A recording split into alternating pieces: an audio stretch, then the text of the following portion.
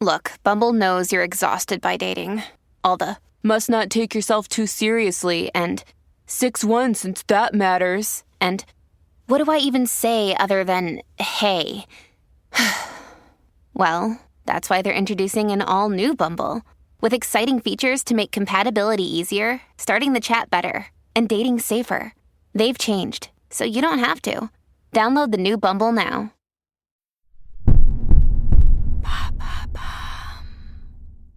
Avant de découvrir ce nouvel épisode, on prend juste un instant pour vous présenter notre partenaire.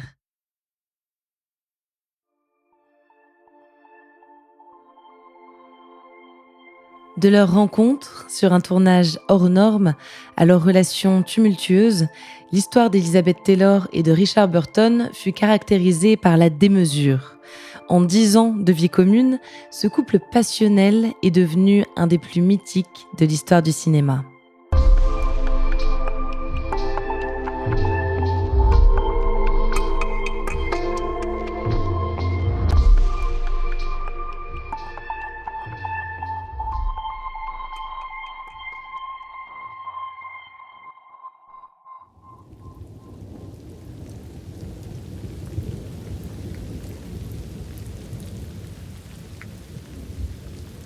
« 1960, Londres. La tension se fait ressentir sur le tournage du film Cléopâtre. Depuis le démarrage du projet, les galères se succèdent. Le producteur Walter Wanger et le président de la Fox, Spyros Kouras, avaient imaginé un tournage à Rome. Mais la ville accueille cette année-là les Jeux Olympiques et le studio envisagé ne sera pas prêt à temps. La production décide alors d'un tournage en Angleterre. Mais dès les premiers jours de plateau, il devient évident que l'idée n'était pas la bonne. Car Londres en septembre n'est pas Rome, et encore moins Alexandrie, où la majorité du film est censée se dérouler. Sur le tournage, le brouillard est épais et la pluie omniprésente. Même les jours de beau temps, de la buée s'échappe de la bouche des acteurs. Mais ce n'est pas tout. La météo anglaise a aussi raison de la santé fragile de l'actrice principale, la grande Elizabeth Taylor. Dès le mois d'octobre, elle souffre de méningite. Elle est prévue dans quasiment toutes les scènes, elle doit porter 65 robes différentes et surtout, elle est payée $1 million pour ce rôle. Il faut se rendre à l'évidence, le tournage de Cléopâtre doit être interrompu. Quelques semaines plus tard, le réalisateur Rouben Mamoulian perd patience et démissionne. Joe Mankiewicz est appelé à la rescousse pour réaliser, mais aussi pour terminer la rédaction du scénario. Le réalisateur impose 2 nouveaux acteurs au casting principal. Jules César sera joué par Rex Harrison et Marc-Antoine par Richard Burton. Elisabeth est quant à elle toujours malade, elle souffre maintenant d'une grave pneumonie et la presse fait courir des rumeurs de décès. Toute l'équipe du film craint le pire. En septembre 1961, le tournage de Cléopâtre peut enfin commencer à Rome. Le scénario n'est pas terminé. Le réalisateur tourne toute la journée et écrit toute la nuit durant. Il dira plus tard que le film aura été conçu dans un état d'urgence permanent, tourné dans la confusion et monté dans une panique aveugle.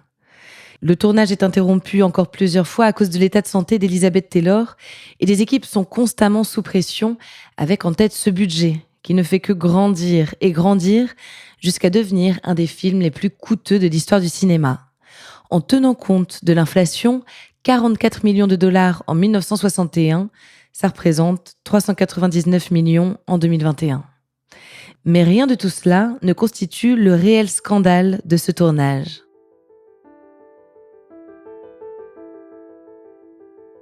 En 1961, Elizabeth Taylor a pour époux le chanteur Eddie Fisher. C'est son 4e mariage. Richard Burton est marié quant à lui à l'actrice Sybil Williams. Mais quand les 2 superstars hollywoodiennes se rencontrent, cela fait des étincelles. L'amour qu'ils simulent à l'écran devient vite une réalité dans les coulisses. La rumeur d'une liaison s'affranchit vite du mur du studio et gagne les colonnes de la presse. Face aux journalistes, le réalisateur Mankiewicz surenchérit. « La vérité, c'est que Richard Burton et moi sommes amants. Elizabeth Taylor nous sert de façade, » dit-il avant d'embrasser Burton sur la bouche. Mais c'est bien d'Elizabeth dont Richard est amoureux. À peine le tournage terminé, il quitte sa femme et ses enfants. Le scandale fait le tour du monde, même le pape Paul VI critique cette union. Mais les deux amoureux s'en contrefichent.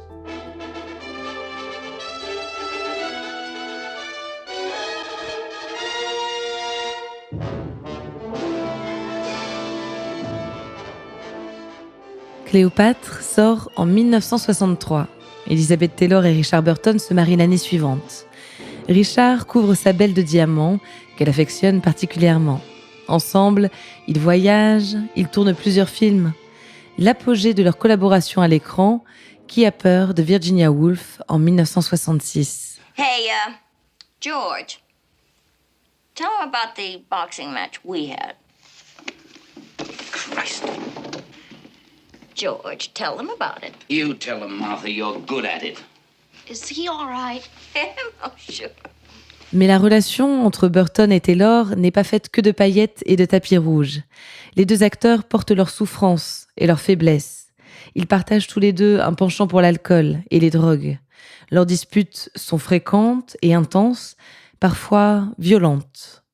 Dans une lettre, 10 ans après leur rencontre, Elizabeth écrit à Richard.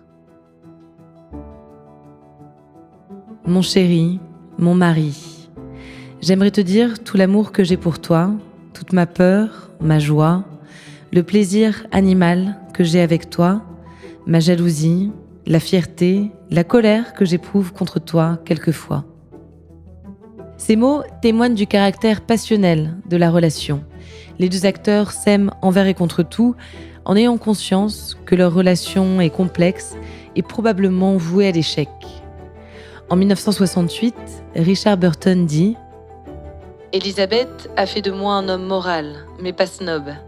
Elle est une maîtresse follement excitante, elle est timide et pleine d'esprit, elle n'est dupe de personne, elle est une actrice brillante, elle est arrogante et volontaire, elle est douce et aimante, et elle m'aime. » En 1974, après 10 ans de mariage, le couple annonce son divorce. Mais Elizabeth et Richard se rendent compte qu'ils ne peuvent vivre l'un sans l'autre. Ils se remarient dans la foulée pour se séparer de nouveau en 1976. Ils s'aiment, mais ils ne sont pas faits pour vivre ensemble. Ils prennent alors des chemins différents, sans s'oublier pour autant. Le 5 août 1984, Richard Burton meurt d'une hémorragie cérébrale. Elizabeth Taylor est dévastée. La femme de Burton, Sally High, lui interdit d'assister à l'enterrement. En 2009, 2 ans avant qu'elle disparaisse à son tour, Elizabeth confiait au Daily Mail « J'aurais épousé Richard une 3e fois. Depuis ses premiers moments à Rome, nous avons toujours été follement et profondément amoureux. Nous n'avons pas eu assez de temps. C'était un amour hors norme. »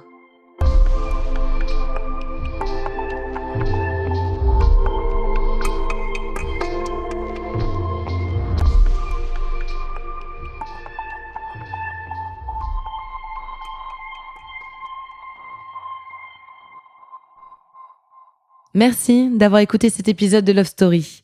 S'il vous a plu, vous pouvez le dire avec des étoiles et des commentaires sur votre plateforme d'écoute favorite. Merci.